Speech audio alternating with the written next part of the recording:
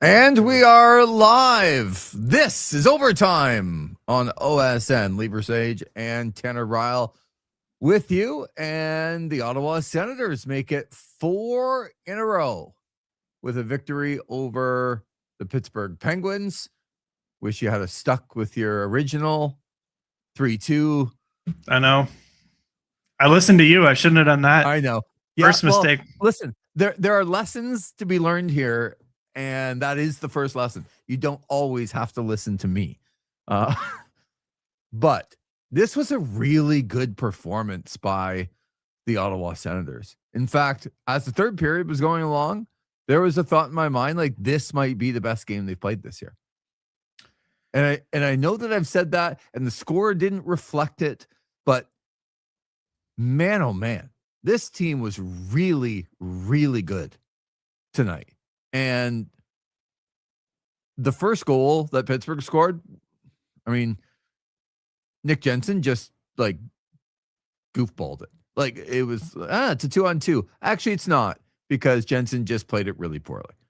Yeah, I'm sure we're going to get into it, but I noticed him a few times tonight. Oh, he was carry on. He was dreadful tonight. But that was just like one mistake on one player that didn't do a very good job. I don't think that reflects about the team. And then after that, this was one of the more dominant games we have seen against a team that was rolling 13-2-2 in their last 17 games, Pittsburgh, and Ottawa was all over them. And then when they got the 2-1 goal, you're like, okay. And then they give up the 2-2 goal. And I had this feeling in my stomach, like this is not going to end well. But they found a way, and Tim Stützle batting the puck out of midair to Claude Giroux and him scoring the winner after getting kind of tripped. I would say kind of tripped. But like a good, you just keep going. You just, whatever happens, happens, and you don't try and get out of the way. But so the Ottawa Senators, I thought tonight, very, very impressive, Tanner. Like this was a game that I watched and went, they are full value for this win. Like this was not a lucky win. They were much the better team, in my opinion. I agree wholeheartedly. I think even just the box score will tell you that. If you look at the shots on goal, things like the face-offs, the amount of penalties. I mean, there's some areas I could definitely pick apart of the Penguins game there that almost remind me a little bit of some Sens games that we were breaking down a couple weeks ago. 100%. 100%. They looked like the same team that we were watching in Ottawa a couple weeks ago. That bad line change that resulted in a goal in the back of the yeah. And how many penalties did that Penguins team take? Oh my goodness. Yeah. I won't even, I mean, you could say like the Nick Cousins one was pretty bad on Ottawa's part as well, but just, it was a parade to the box for the Penguins tonight. Yeah. One thing I'm not a big fan of is the announcers and kind of giving us well, that's the fourth penalty that's been called. Yeah. And it probably should have been 7 in a row, because Ottawa was, again, way, way better than Pittsburgh. And sometimes the announcers say it like somehow it's a storyline. Ottawa, 4 power plays. Pittsburgh's been called 4 times. Ottawa hasn't been called. Like, what play did you watch the Penguins do tonight? Do you like, man, that should have been a penalty? 0. So sometimes people make a big deal of this. It's like the referees are just doing their job. But you knew that if Ottawa did anything in the third period, that they were going to get called. And Cousins did, and Cousins shouldn't put himself in that spot. He didn't hit Erik Karlsson very hard, but he did hit him from behind, and they're going to call it because they haven't called anything yet. But I thought the power play was going to be the reason. I really believe this as this game is going along, that we're going to come on and go Ottawa was the better team, and their power play was the reason why they lost tonight. So that was the only thing about their game that wasn't great.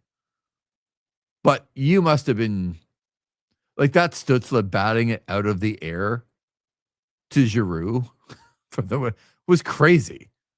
I mean, and his goal too, that hustle up on the Batherson one that went off Shilov's glove as well. Like Stützle was buzzing tonight. Yeah. He's playing so well right now. So I'll give him credit for doing what's right. I don't know that I could go back. And your boy, Witherspoon was the guy coming on in the bad change. I don't know that I could go back to the bench and look at the coach, because not only did they have a ridiculous bad change, but when they got on the ice, they were like, oh, well, Batherson's in. We don't even worry about, like, they were both ahead of Stützle, and Stützle just went right past them because they weren't even looking at him and they weren't skating back in a tie game in the third period after a bad line change. Like, I just don't even know how you can go back and look at the coach after that. It's like a couple of weeks ago when we were talking about how the Sens players were not looking at Nathan McKinnon when he was driving up the center of the ice. Like, you can't leave Stützle alone like that. Who is the guy too? Was it Carter Verhaeghe? The guy when 5 Sens were like looking one way and then the pass went the other way. Oh, I think that was Jarvis. That was the Carolina game, I'm pretty sure. Yeah, you're right. But yeah, and then it's funny you mentioned Witherspoon. He's one of the guys I picked on pregame. Tommy Novak was the other one, and he scored tonight. So yeah. And Witherspoon had an assist too earlier. So I was like, come on, Tanner. But then that play was just awful. And good on the Sens. So did you think the Sens should have been credited with the winning goal? Oh, yeah. For sure. For sure? Yeah, it was a trip on Giroux, clear as day, and it went into the net. Okay. So, and I know what your answer will be. I know Ethan's answer would be opposite. But if that were Pittsburgh in a tie game, would you say absolutely that goal should count no matter what? Yeah. Yeah. I mean, you would. So I actually think the referee called a trip because he didn't think the puck was going to go in. I didn't think this was a clear trip. I didn't. And then when the puck went in the net, I mean, you're not allowed to just continue on through the goalie and push the goalie and the puck into the net, which Giroux did. So I didn't think that this one was as clear, but because they did call the penalty, there was really nothing I think they could have done to take it back at that point. I think at worst, they should have given Ottawa a penalty shot. I don't think he sent them on the 2-minute for that. Right. Because he was taking a shot. He was driving the net. I feel bad for Sheeloff because he was the best player by far on the Pittsburgh Penguins tonight. And I don't think he had a chance to save the puck. No, absolutely not. And like Zach's mentioning, I'm still confused why they challenged that afterwards. So and it's a good question because obviously they got another penalty, which killed another 2 minutes for the Penguins after that. My guess is, and I would hope that this is the answer, Zach, that when Dan Muse asked, did they look at the goaltender interference part of it? They said, no, we just looked at whether the puck went over the line before the net came off.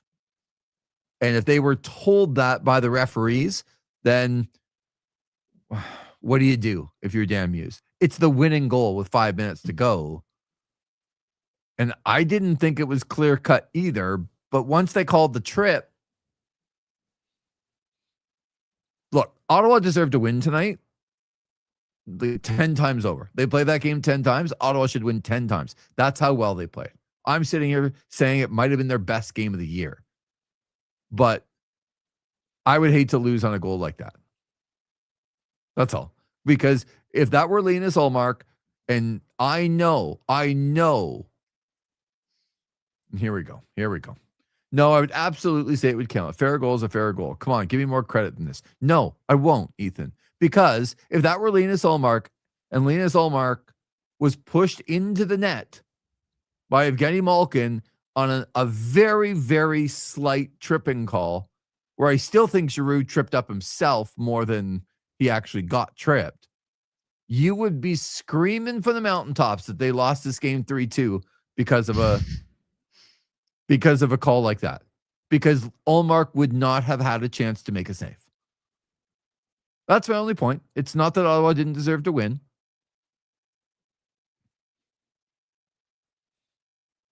Says Zach, you beat me to it. Carlson literally called for tripping Giroux into the goal. They weren't winning the challenge. So I do agree with that it didn't look like they were going to win that challenge. And then you have to decide on the bench how valuable that 2 minutes is and what you're getting out of it. But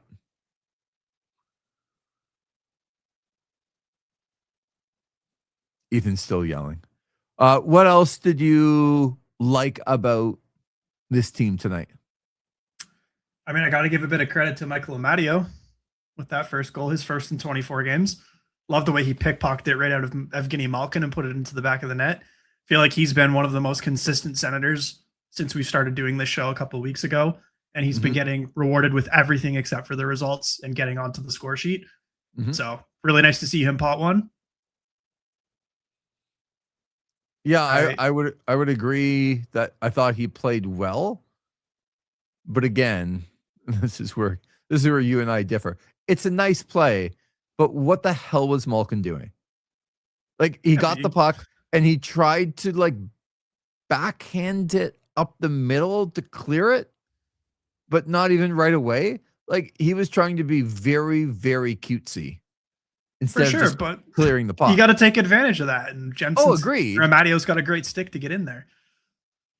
Yeah, okay. All right, I'll give you another one then. Brady Tkachuk. Can we say he's back? I don't know. Can we? I think so. We were coming on here a couple weeks ago and saying that he wasn't producing, he wasn't showing engagement, he wasn't hitting, shooting. I'm seeing a lot more out of him the last couple of games. I think maybe he's starting to feel a little better. Maybe he's getting closer to the Olympic break and getting excited to play for USA, but I don't know. I think he's been noticeably better the last number of games. And we were ragging on him when he's down. I think we got to give him his flowers whenever he's playing well. What did you think he did well tonight? I'm just asking.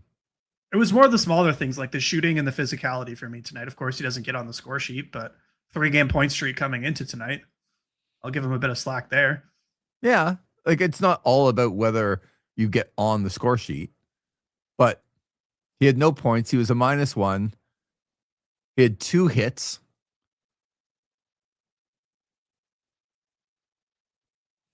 I mean, he attempted 10. He only got 4 to the net. He missed the net 5 times. I mean, he usually does that. I'm going to say I thought he was okay. He wasn't bad. I didn't notice Brady Tkachuk jumping off of the sheet to me when I watched him play tonight. Tim Stützle did. Again. Yeah. And I thought Stützle was the best player on the ice tonight. He was all over the place. Oh, for sure. I was trying to go for a more like guy who's not going to get that credit. Yeah. Stützle's playing on another level right now for this team. It's insane. I think Sanderson is obviously rising to the occasion as well. He's been very good. Yeah. But Stützle's, we're seeing that potential really start to come out in him and playing more of a two-way game than he did a couple of years ago when we were seeing these kind of offensive numbers and this offensive dominance. He's evolving into a very legit number one center and a great piece for this team. I thought Nick Cousins jumped out at me again tonight. Like, his energy is just really good. I'm impressed that Chabot played over 20 minutes. He does have a -2 with no points tonight. Not that he was awesome by any stretch, but he was left out to dry by Jensen on the goal. And I thought at some points in the game he looked engaged / kind of mad. And when he plays like that, he's a better player. So again, I give him, banged up, especially with a wrist. It's hard, and I thought he played really well tonight. You know who I didn't notice tonight at all was Sidney Crosby. Like, in a game where, it's an important game for the Penguins on the trip, and they're at home, and Sid usually plays well against Ottawa. I just thought he was another player. Not that he was horrible, but I just thought he was another player on the ice tonight instead of Sidney Crosby. And then the Penguins were pretty bad. Like Carlson giving away the puck, like not once, not twice, not 3 times, like a lot. I think we saw that a few times here. Oh, when you watch him, you're like, yeah, I don't miss that part at all. Because he doesn't care. He just does what he wants. And if he gives away the puck, he gives away the puck. He doesn't care. Like that one going up the ice, it was like a 2 or 3 on 1 coming back the other way because he just tried to make like a stupid pass right in the middle of the ice. Like, what are you doing? But that's how he plays. And then at the end, I don't know if you caught the end where with the whistle with 8 seconds to go and they put the time on the ice on and Carlson had been on for like over 3 minutes. Mm-hmm. Man, you know what? Zach, if you're still listening, I got a great Belleville story. And it just reminds me of this. So George Burnett was the coach of the Belleville Bulls in the OHL. And his big star player was PK Subban. And Subban was dominant in junior. He could do a lot of things. But PK liked to be on the ice.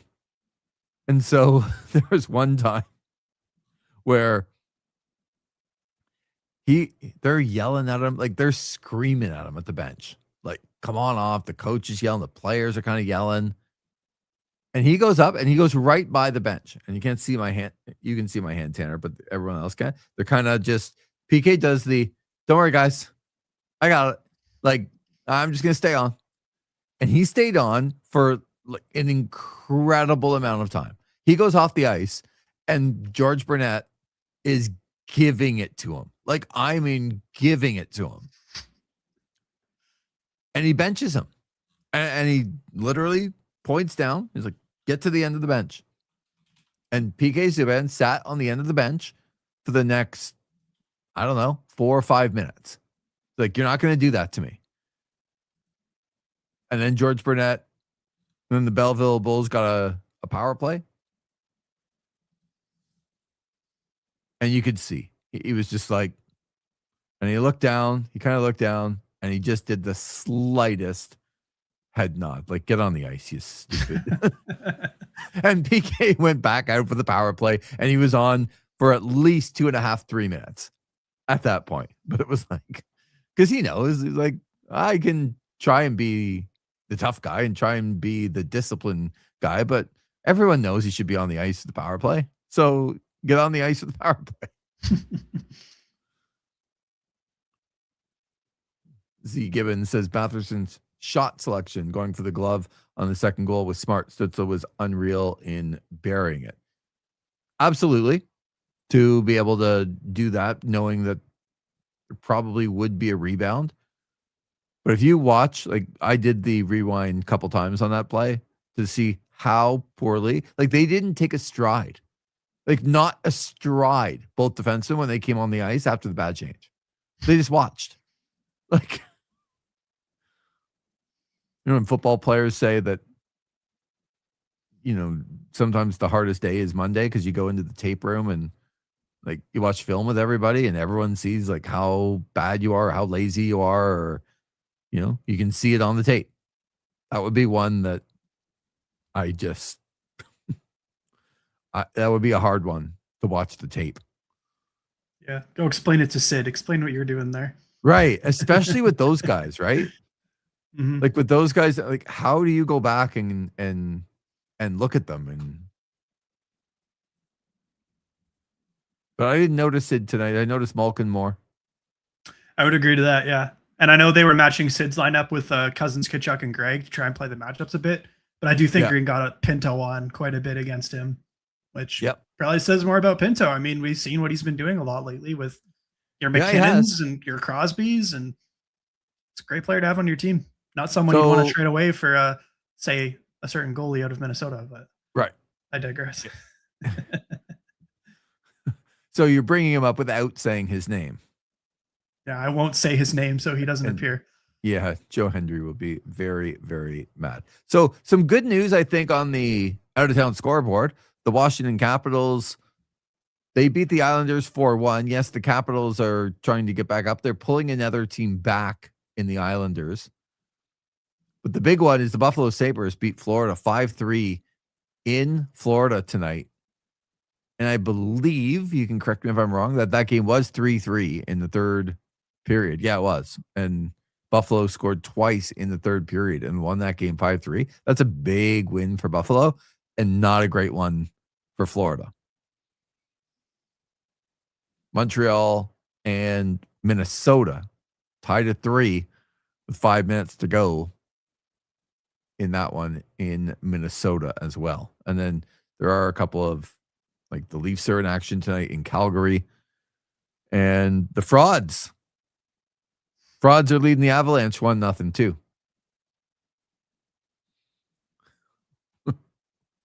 See, there you go, Tanner. Z Gibbons giving you some love. Tanner's getting his stuff in, learning from me. There we go. Not a show that goes by without Jesper Wallstad's name or at least being inferred. Oh, well, Philip Roenick and the Canucks are playing right now against the That's Utah actually how I Mammoth. describe them most times, that Philip Roenick and the Vancouver Canucks are in action. Yeah. So I have to admit, so I watched the first 46 minutes of Monday Night Raw at the intermissions tonight. And the first segment's actually pretty good, but it got ruined with, all of a sudden he came out. And I'm like, okay, I'm back to the hockey game. I'll watch the rest later. I like that Pierce line. And I saw what Gunther did too. That was pretty great. I like it. Mm-hmm. I know Ben was telling me, like, it's absolutely Logan Paul. That's the guy, the masked man. Okay. So we'll see. Wallstead is the new Justin Peters, being mentioned every single stream. Ethan's getting 2 of his things in there. Misspelling a name and Justin Peters. Right? Also, it's nice to put a period in there and then not capitalizing the next letter as well. So pretty good in, one line to get that many things wrong. But isn't it funny, eh? Justin Peters must be coaching really well. You know what? He's probably been the star over the last week. This 4-game win streak, you can directly attribute to Justin Peters and the way he has coached the goalies. They should give him an extension, honestly.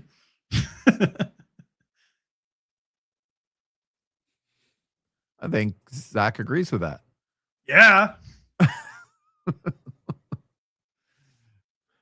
Isn't it funny, eh? When the goalie stops the puck, it's all about the goalie, Ethan, and not about the goalie coach. But when the goalie doesn't stop the puck, it then becomes about the goalie coach.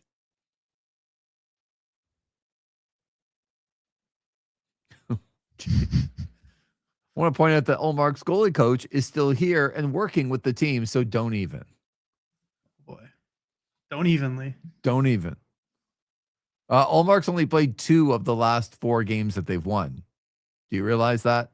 And let's be honest, I could have won the game tonight in goal. Where I like Matt Cullen, the announcer, a lot better than some of the other announcers that do the games. That's all I'll say. Not that he's unbelievable, but he's a good pro. But sometimes tonight he was, that's a really key save by Olmark. You're like, the one that, like, he kind of just scooped off the ground that barely made it to him. That save. And I know that he hasn't made a save in 18 minutes of action. So I guess the next one is a key save. They're really hyping him up tonight. Yeah. Comes out of this with only an 875 because he only faced 16 shots. Right. Here's a question for you. Yep. Carolina tomorrow night. Yeah. Who's starting? So I would go back to Olmark. And I would look, it's a tough turnaround, and you'd have to ask him how he's feeling with conditioning and all that stuff that everyone says. But he was not tested, in my opinion, tonight. I didn't think Allmark had anything to do tonight. And who do you think gives you the best chance to win against the Carolina Hurricanes? Whether you think you're going to win or not, who gives you the best chance to win? Is it Linus Allmark or is it James Reimer tomorrow night? Oh, it's Allmark for sure. I mean, you just look, how did Reimer do against them a couple nights ago? Less than a week ago. I agree. And so I think if this were like if the Ottawa Senators were 6th in the playoff hunt and you didn't absolutely feel like you needed to win the game, then yeah, I'm going to Reimer tomorrow. Like I'm not letting Allmark go back to back. But Allmark hasn't played, so he's fresh. He shouldn't be worn out. He had nothing to do tonight. And he was good against New Jersey. I didn't think he was overworked in that game either. Like, and this isn't to take credit away from him. Like, he has done everything that he has needed to do in the last couple games. But to say he's been overworked in either of those games would be false. So I think Linus Allmark gives you the best chance to win tomorrow. Ethan disagrees, says James Reimer absolutely starts tomorrow. So I'll ask you, and maybe it's different with who starts as opposed to who gives them the best chance to win. Maybe those are two different questions. I don't know. You would go to Allmark tomorrow? I'd certainly go to him, but I think given the situation, you got to ask him how he's feeling and if he's up for that. Mm-hmm. But if he gives you any condition, any indication that he's good enough to go, yeah, why not?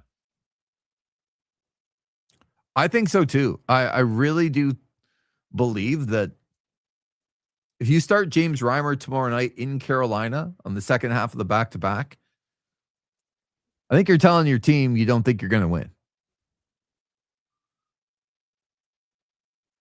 In not so subtle ways. I think they played really well defensively tonight. They didn't give Pittsburgh much at all.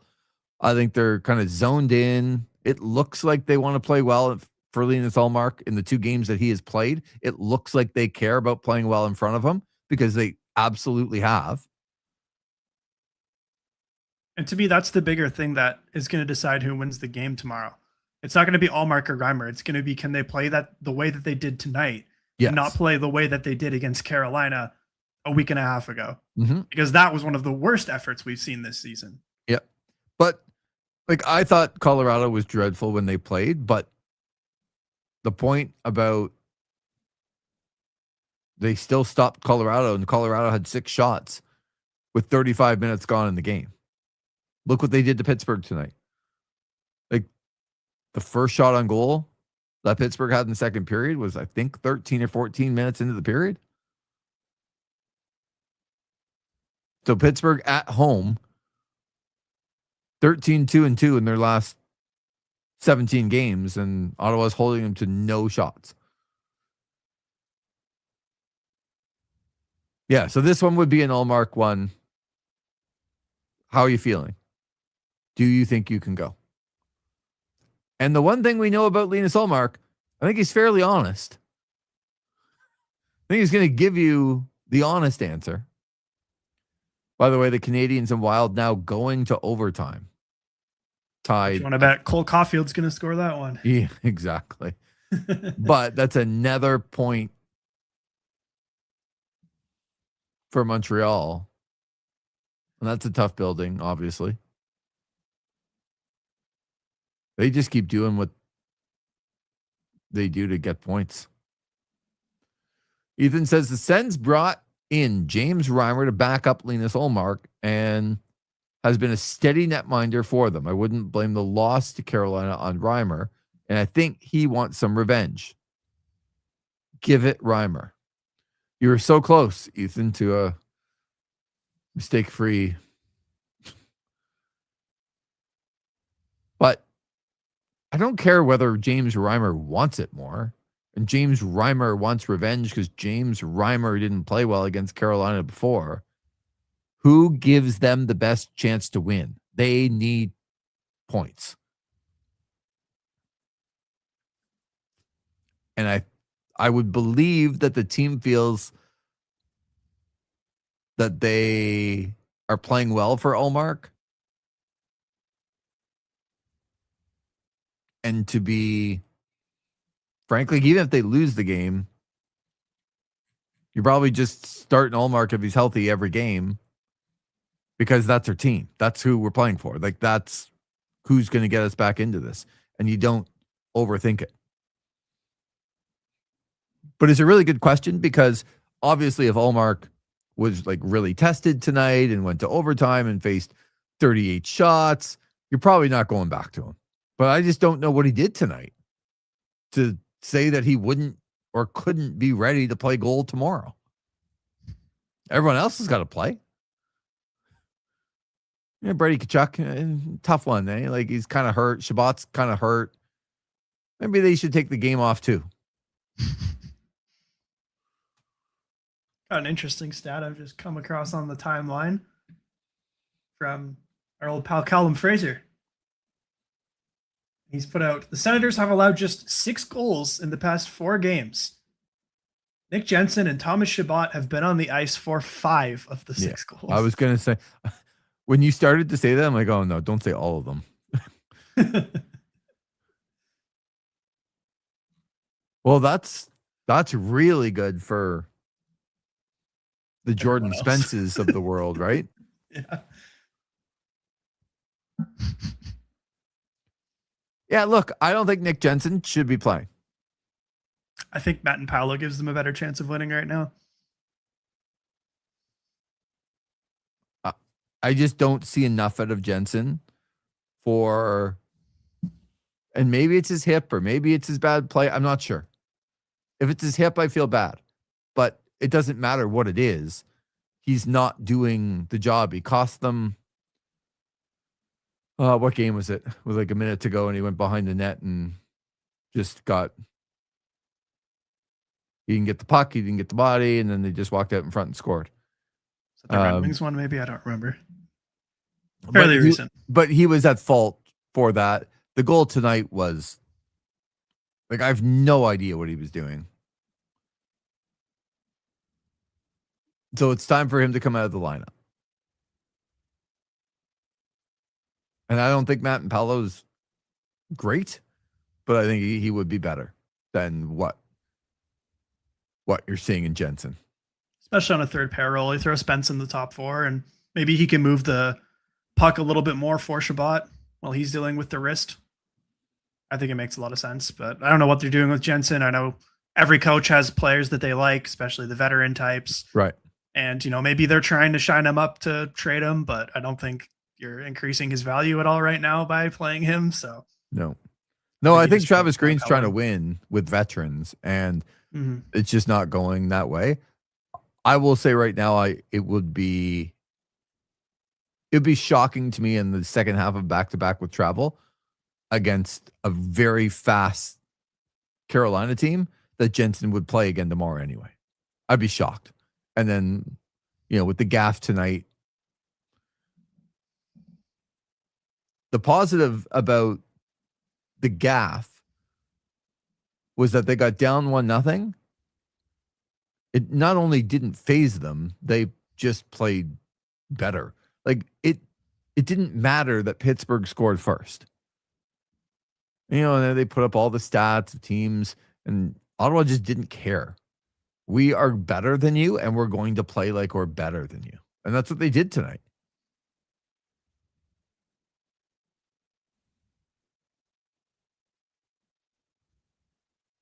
So, yeah, I'd be surprised to see Jensen in the lineup. But the goaltending's interesting. And we're not going to know. If James Reimer starts, we're not going to know why. Like, they're not going to come out and tell us, yeah, they went to Allmark. And he's like, no, I don't think I'm right.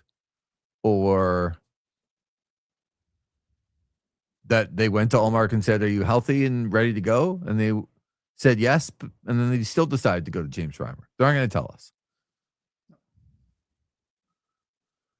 Ethan says, I agree that Allmark returning has given this team something to rally behind, and I agree the team has looked strong in front of them, but the Sens have looked strong in front of Mads and Reimer too. Mads, the one game that they played against. Vegas, who literally quit in the middle of the second period, and they're playing really well in front of Mads. They are playing much better. But again, just ask yourself, Ethan, if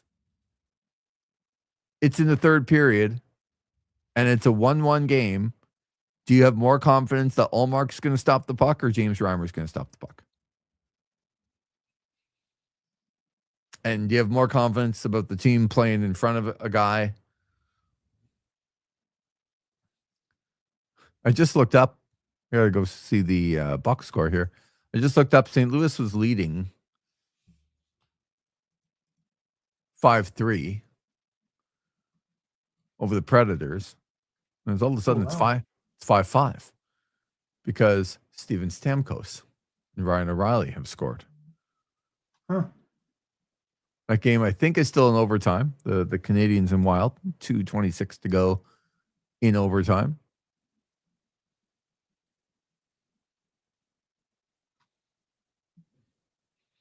So you would start Ullmark and start Matt and Paolo tomorrow. Yeah, I would go Ullmark starts, and then I would bump Spence up with Shabbat and put Matt and Paolo with Tyler Clevin on the third pair.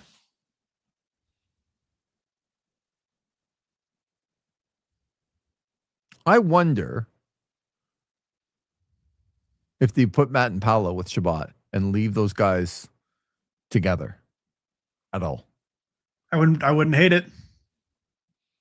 And maybe it's one of those rotations where you're going with they miss a shift, or maybe Spence gets a shift with Shabbat and then Matt and Paolo gets one with Shabbat, and you kind of rotate the guys through with Shabbat because he's going to play more. I think that makes sense, yeah. Well, I asked a question. Ethan's answering it. Honest answer, I have confidence in both goalies. It truly doesn't matter to me who starts tomorrow, but I would prefer we don't make James Reimer wait over a month before getting another game. Everybody's going to be out for a month, basically. I don't understand this sudden loyalty to James Reimer, who how many games? Five games, maybe? Yeah, 5 games and 2 at the Spengler Cup and 3 with Ottawa. Like, what is the loyalty to James Reimer? I know he kind of talked about him, but there was another play tonight that Claude Giroux made where like a puck was going over. It was in midair. He knocked it down himself and then had a pretty good chance to score. But I went back and rewound it, and it was like, I don't even know how he got control of the puck.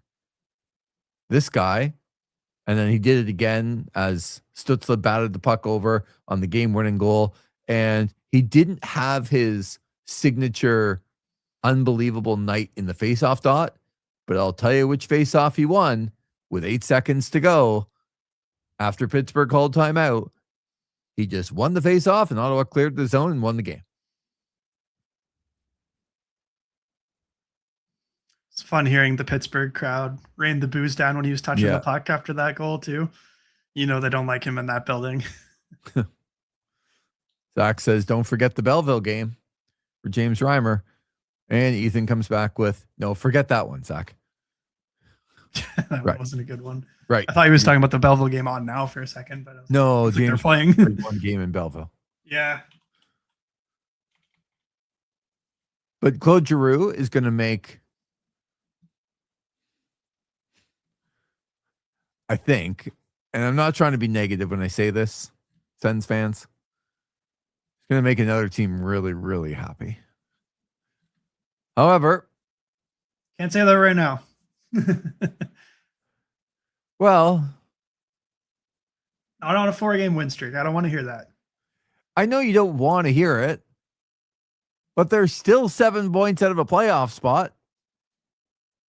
Like, they still have to get over 3 teams to get into the playoffs. It's not happening this week for sure. No, for Definitely sure. Not. I could see them making a move this week, but I don't think it would be true. But the thing that's going to complicate it is if they win one more, they're not going to be that far behind. They're gonna be within striking distance. I don't think it's a legit chance to get up and make the playoffs. That's just my opinion. But they're not going to be completely out of it either. And it would be, can you imagine? You get up and all of a sudden at the break, you're 5 points out of a playoff spot and you've won 6 in a row. And the management's like, yeah, we're trading Claude Giroux as soon as the Yeah, they would not do that. Right? They would never do that. And yeah, the team's got to be feeling good if they're looking at the break and they're feeling like that too. Yeah. But yeah, like you said, it's still pretty wishful for them to get in. It's not a control your own destiny thing. Somebody else has to start playing bad and fall out. Yep. But you can only win the games that you're playing. See, we all learned something. Remember, best case scenario, they get 8 out of 8 points going into the break. That is the best case because that means they would win all of their games. Yeah. Oh, Ethan. It's kind of funny, isn't it? Which one?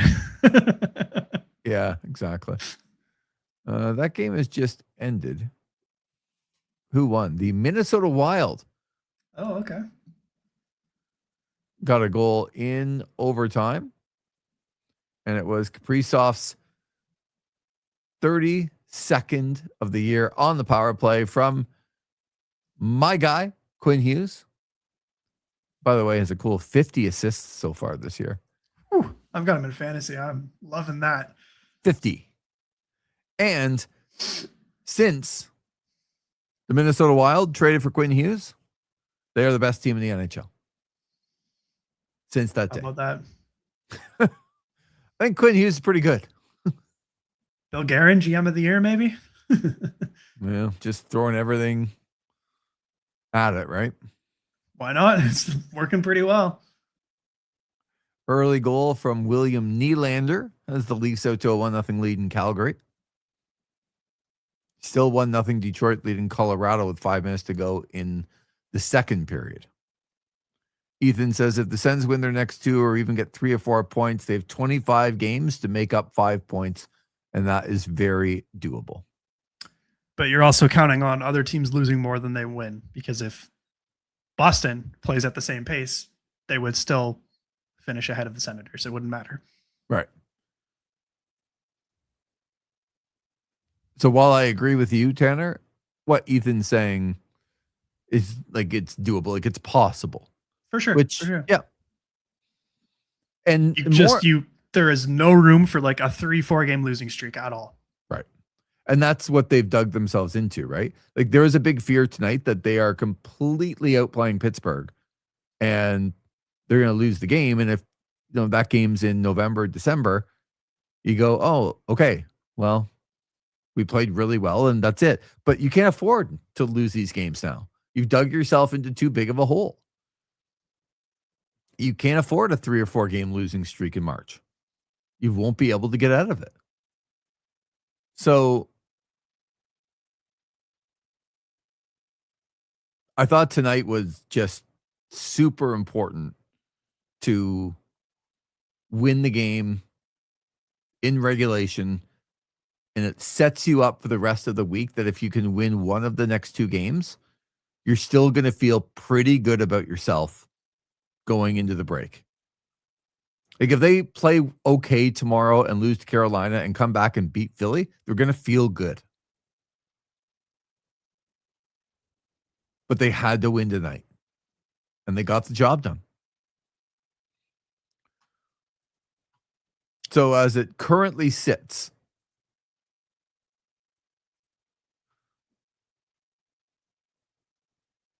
Buffalo, 69 points, has fallen down into the wild card. Boston at 68 points. Washington, 63. Columbus, 61. Ottawa, 61. So 7 points back of the Bruins for the last playoff spot. Florida's got 59. The Leafs also have 59, but they have a chance to also get to 61 tonight as they're in Calgary and leading that game.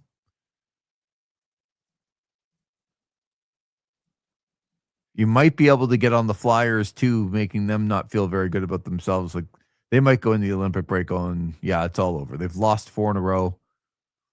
They play tomorrow night at home. And if they lose that game, they're not going to be feeling very good going into the Ottawa game.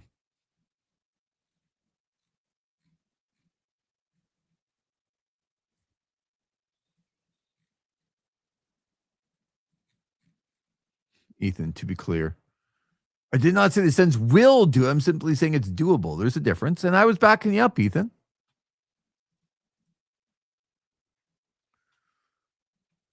So, yeah, you look ahead to the schedule even tomorrow night. And this is a fun time of year when you're out of it and you're chasing and the scoreboard really matters. It's kind of fun because you look up, you're like, I didn't know on a Tuesday night in the beginning of February, I'd be interested in Columbus in New Jersey. But somehow I am.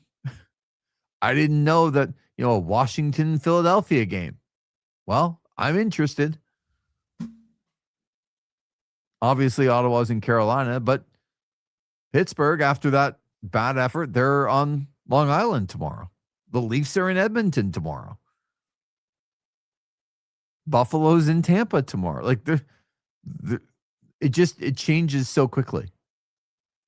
And there's so many games that matter on a night-to-night basis. So that is the fun time of year for me. I enjoy the scoreboard watching. I enjoy watching other games. When we're done here, I'm going to go watch some of the Toronto-Calgary game. Because it matters.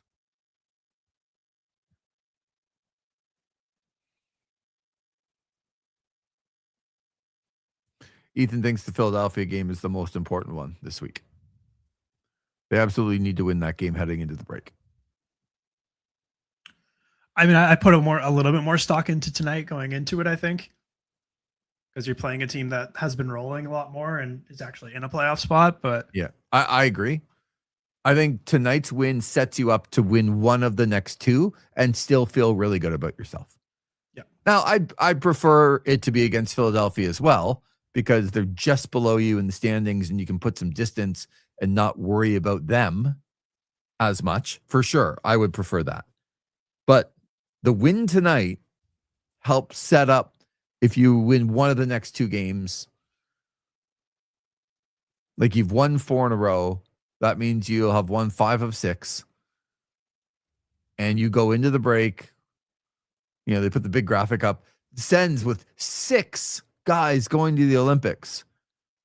It's like, yeah, there's Stützle, Sanderson, and Kachuk, and like 3 other guys. Put some respect on Lars Eller, Lars Eller, Nick Mattenpalo, and Mads Sogard. Team Denmark, I hear, is going to be a wagon. Yeah, but you know what? If Sheilov plays as well as he did tonight, maybe even Latvia's got a chance, right? Like, he was really good tonight. There's some teams that are going to have some sneaky good goalies. I'm looking at Lucas Dostal and the Czechs. Yeah. Well, every team other than Canada is going to have good goalies, right? Yeah. I saw them debating again how Binnington earned the trust again at the 4 Nations, and Binnington, it's like, oh my God, he's not even number 1 on his crappy St. Louis team. That made it into our group chat as well. Like, I'm all for you don't need to be playing incredibly well in the regular season to be able to make a difference in a tournament like this. But you need to be like, kind of, I don't know, even playing and like playing average. Just be playing. I mean, Logan Thompson's not playing right now either. How about the Logan Hensler injury? Yeah, that looked pretty bad. Did not look good. Yeah. He sent me that this morning. I haven't seen it making their rounds much. I don't know how many people have actually seen it or not, but yeah. I maybe because people just don't care that much about what Logan Henser's doing, or I don't know. They heard bad things about him and they're not too worried about it. Not sure. But kind of a gruesome injury.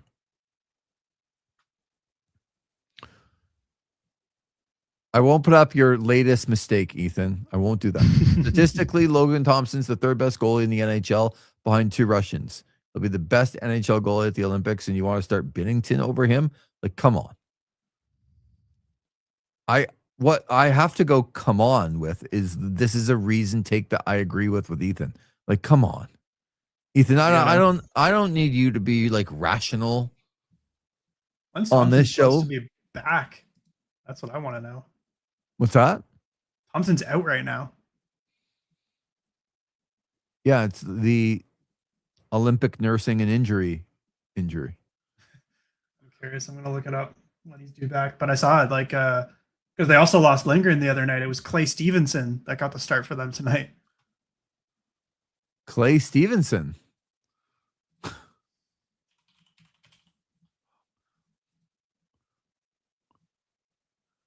Estimated return. Oh, okay, he might play on their next game.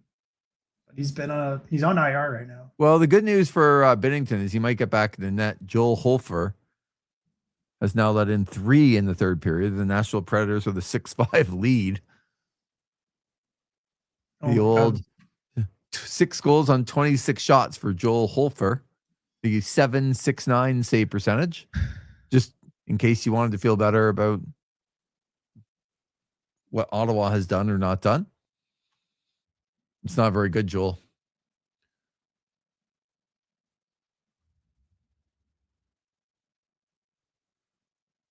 Like St. Louis is so super bad.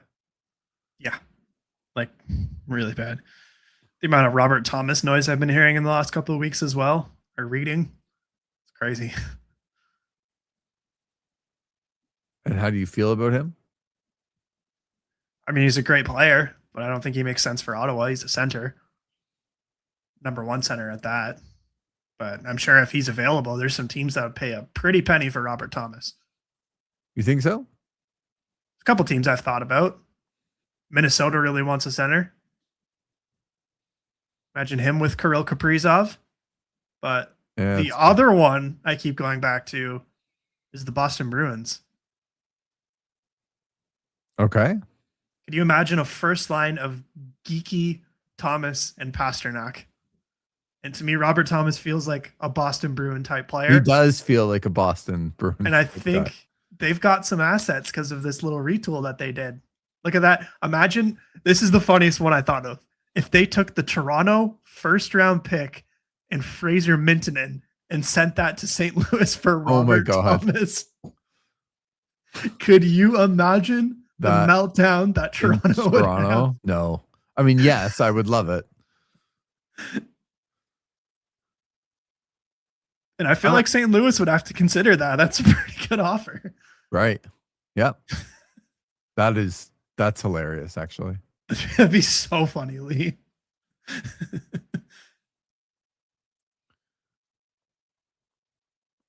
I was just looking up, and I don't know why I've looked it up. Just because I thought St. Louis would have like all the minuses. Mm-hmm. And Braden Shen is 5th worst in the NHL. He's -25. There's a lot of teams that want him apparently too. Yeah. I would not be one of them, but no. Who do you think's? We got 2 Calgary players, a Vancouver player, and a Chicago player. In the minuses? Yeah. Our boy, hometown boy, Mackenzie Weegar, leading the NHL in -31. It's not good, Mac. What, you're saying we shouldn't bring him home? Brock Besser, -30. Ooh. And one of our favorites, Nazem Kadri, also -25, making the top 5. So that's good. I don't know why I find stuff like that interesting. Oh, by the way, Nathan McKinnon's +46. Jesus.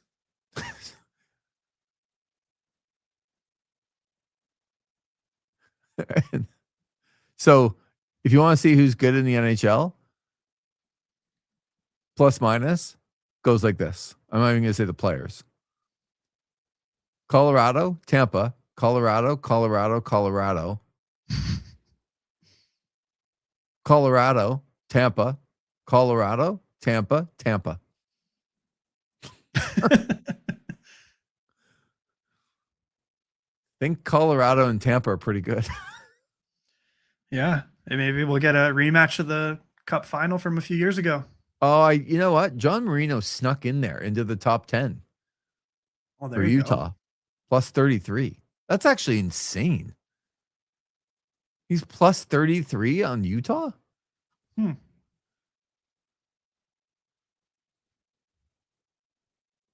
But the rest of the top 10, because there's a tie for 10th, the rest of it's all just Tampa and Colorado. God. It's awesome. Pretty good teams. Colorado's all right. They can't even beat the Sens. Shaking my head, says Ethan. Well, they can't even score against the frauds tonight. 1-0. 1-0. They sure scored a lot against them last week. Yeah, well, 1-0. You asked on the pregame show, Detroit going to show up tonight after getting embarrassed? They're up 1-0 in Colorado after 2. There you go. By the way, the Habs put up 7 against Colorado the next night, Ethan. Just so you know. Let's also not bring up the other game that the Senators played against the Avalanche this season as well. Because that would make the Detroit one look good from last week. Yes, that did not go well. Okay, so I think we're in lockstep here. I would go back to Ullmark if he has any.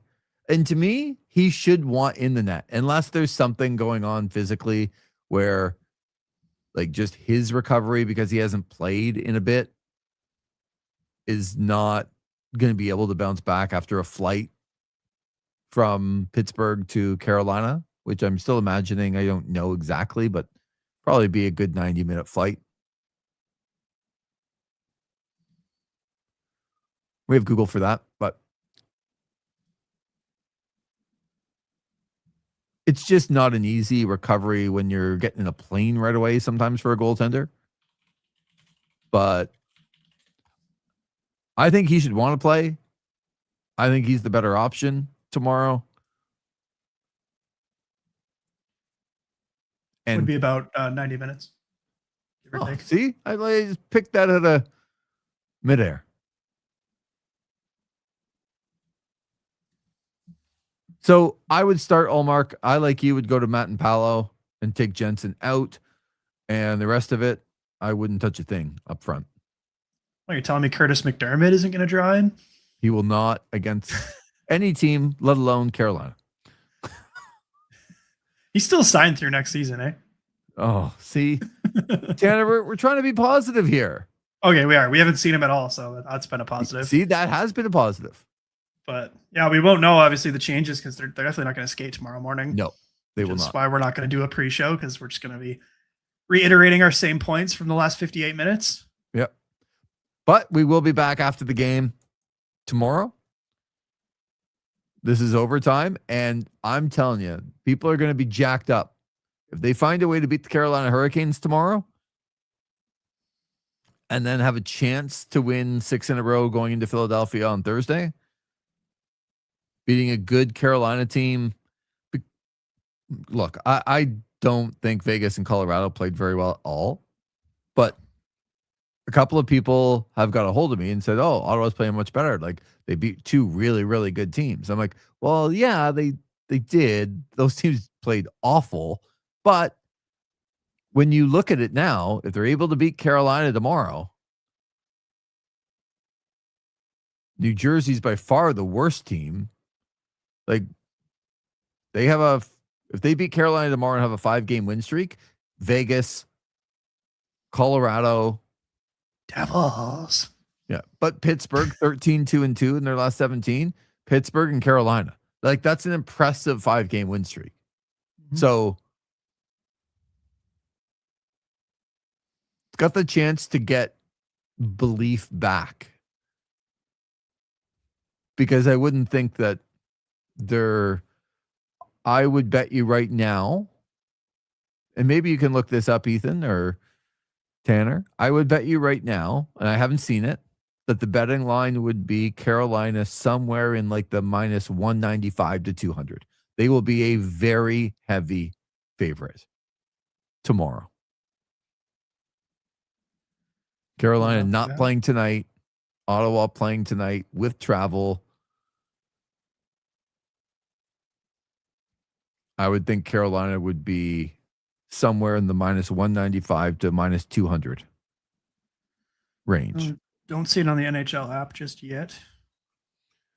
Yeah, maybe they're waiting to hear about injuries or something from the Ottawa standpoint. We can talk about it tomorrow, but they'll be a very heavy favorite. So, yeah, I don't think the odds are out yet, but yeah, I would. Oh, well, FanDuel's got some. The Hurricanes are minus 194. The Senators plus 160. I'm telling you, to miss that by one, I'm sorry. I said minus 195. Listen, I apologize. Okay. Do better for the good listener. I will. Yes. So minus 195 means you got to bet $195 to win 100. That's a big favorite in the NHL. Mm-hmm. So if Ottawa can win tomorrow, hope will be reigning supreme on this. If you're feeling good about the Sens, maybe it's a good night to throw some money down on them. Yeah, like if the Hurricanes are minus, what does that make Ottawa? Probably 1 plus 160. Bang on. I did say it, but yeah, that's bang on. You said plus 160? I did say plus 160. Okay. Yeah. You know what? I actually didn't hear you, but some people think it's like exactly the opposite. So they'd be like plus 195 if plus 194, and it doesn't work that way. It's usually like a little bit less, but there you go. So if you bet 100 on Ottawa, you're going to make another 160 on top of that. So for your 100, you'll get 260 back. If you think what you will, yeah, if you think they're going to win, that's getting some value. If you really believe that they're going to win the game,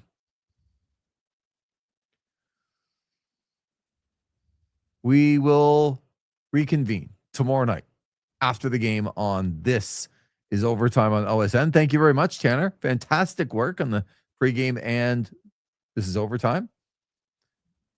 Want to thank Ethan, Z Gibbon, who are in on the chat. It looked like there were some other people here as well, but maybe it was just Ben on all his devices. I don't know. Don't really know how that works.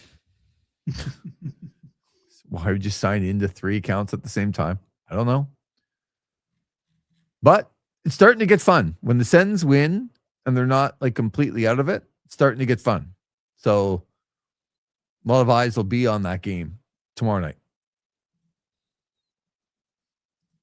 I'm really interested to see who starts the game. Like if Ullmark goes and they win again, that team will be pretty pumped up. Like I said, maybe we're really starting to enter the Buffalo Sabres territory where they were getting streaking a little bit. Yeah. Big win for them too tonight. Yeah. In Florida. Once again, the scores: Minnesota beat Montreal 4-3 in overtime. The Capitals got a big 4-1 victory at home against the Islanders. Sabres 5-3 winners in Florida against the Panthers. It's 1-0 at the end of one. Maple Leafs in Calgary. Utah leading Vancouver 3-1 in the second period. 1-0 Detroit in Colorado after 2. And it's just gone final. Nashville has won. That's an impressive win by them, being down 5-3 going into the third and coming back with a 6-5 victory. 5-3 Chicago leading San Jose with 5 minutes to go. And also with about 6 minutes to go, Dallas leading Winnipeg 3-2. All right, you have a great night too, Ethan, and undefeated when Lee wears pink. Is that true? I guess so, if Ethan's keeping track. I haven't been keeping track, but Ethan, if you say so, the pink toque comes back tomorrow night. There we go. Okay? Get excited. Get excited. All right. Appreciate it. Everybody listening. This is Overtime on OSN.